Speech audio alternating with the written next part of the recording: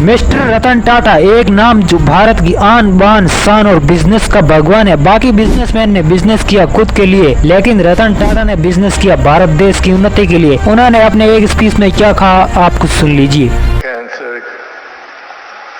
इसकी वीडियो समर्पित है लेजेंड रतन टाटा सर पर, द गॉड ऑफ बिजनेस।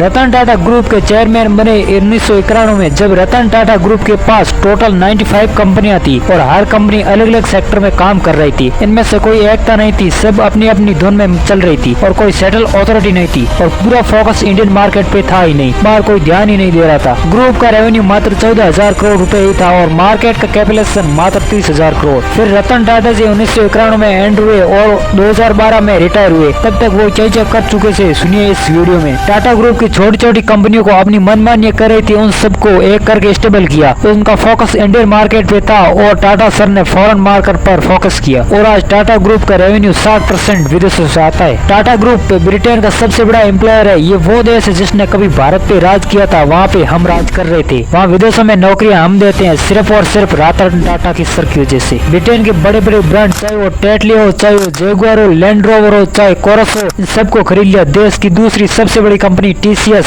उन्हीं की निगरानी में लिस्ट हुई थी। जब उनकी सेल थी मात्र 14,000 करोड़ और जब वो रिटायर हुए तो सेल कर दी 105 लाख करोड़ रुपए। जब उन्होंने ज्वाइन किया तो मार्केट कैप था 30,000 करोड़, आज मार्केट कैप है 25 लाख करोड़। पर उन्होंने ये किया कैसे, उनकी क्या लेगेसी रही इंडिया और वर्ल्ड में। और ये तो रही बिजनेस की बात, बिजनेस के अलावा रियल लाइफ के बारे में भी चर्चा होगी इस वीडियो के अंदर। अगर आप श्री रतन टाटा जी से थोड़ा सा भी प्यार करते हैं तो एक सब्सक्राइब उनके लिए। रतन टाटा जी का जन्म हुआ था 1937 में। उनके माता पिता के बीच से डिवोर्स हो गया था तो वो अपना बचपन दादी के साथ बिताना पड़ा। 1955 में 17 साल की उम्र में वो US चले गए कॉर्नेल यूनिवर्सिटी में पढ़ने के लिए। 1962 में उनकी ग्रेजुएशन की डिग्री पूरी हुई। आर्किटेक्ट की रतन टाटा जी की डिग्री से एक आर्किटेक्ट में थे। उस समय उनका मानना था कि US की लाइफ स्टाइल ठीक है, वहीं सेटल हो जाते हैं। लेकिन दादी ने उनको बचपन से पाला था तो दादी की तबीयत खराब हो गई, जिससे दादी ने पुकारा और वो एक बार में ही इंडिया चले आए। अब आपको डिटेल्स में बता दूं कि ऐसा नहीं था कि रतन टाटा जो JRD टाटा है उनके ब्लड रिलेशन में थे, या उनको पता था कि यार रतन टाटा ग्रुप का जो उत्तराधिकारी मैं ही हूँ और मैं ही राजकुमार हूँ। नहीं, और उन्होंने ऐसा कुछ भी नहीं किया। उन्होंने ऐसा करने का क्लेम भी कभी नहीं किया। उन्होंने ये अपने हिसाब से अपना काम कर रहे थे। IBM से उनको ऑफर भी मिला और वो IBM में नौकरी करने की सोच भी रहे थे। JRD टाटा की मानता थे कि उन्होंने कहा कि यार तुम टाटा ग्रुप से कहीं कहीं जुड़े हुए हो तो प्लीज ज्वाइन कर लो हमारे ग्रुप को। जब तक टाटा ग्रुप में रहोगे तब तक इंडिया में रहोगे। 1963 में जब वो 26 साल की उम्र में थे और टाटा ग्रुप की एंट्री हुई तो सबसे पहले टाटा ग्रुप में एंटर हुए तो 6 महीने उन्होंने टाटा मोटर्स में ट्रेनिंग की। उसके बाद चले गए टेस्को में जो आज टाटा स्टील के नाम से जाना जाता है। ट्रेनिंग के बाद वही टाटा स्टील में एक टेक्निकल ऑफिसर की हैसियत से उन्होंने ज्वाइन किया और काम शुरू किया। 1969 में 4 साल बाद वे ऑस्ट्रेलिया चले गए ग्रुप का रिप्रेजेंट करने के लिए कि टाटा ग्रुप का मेंबर चाहिए था और टाटा ग्रुप का प्रतिनिधित्व किया। 1970 में उन्होंने TCS में भी काम किया था।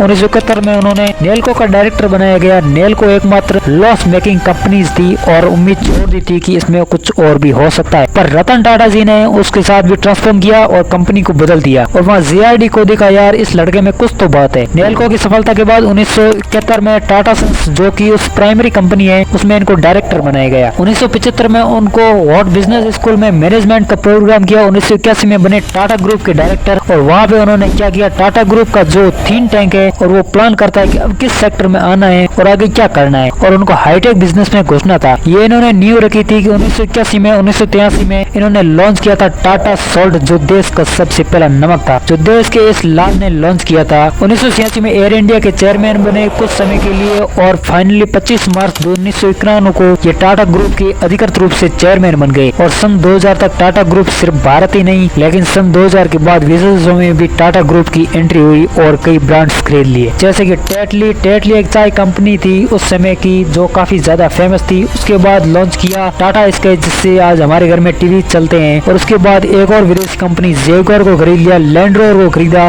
और उसके बाद भी छोटी छोटी कंपनी को खरीदा और सन 2010 तक भारत में टाटा ग्रुप देश का नंबर 1 ब्रांड बन गया सिर्फ और सिर्फ रतन टाटा सर की वजह से। धन्यवाद देता हूँ एक ऐसे महान व्यक्तित्व को जिसने देश के लिए इतना सब कुछ किया। अब इस वीडियो को यहीं पर विराम देते हैं और मिलते हैं किसी नई स्टोरी के साथ। Subscribe to for Ratan Tata sir.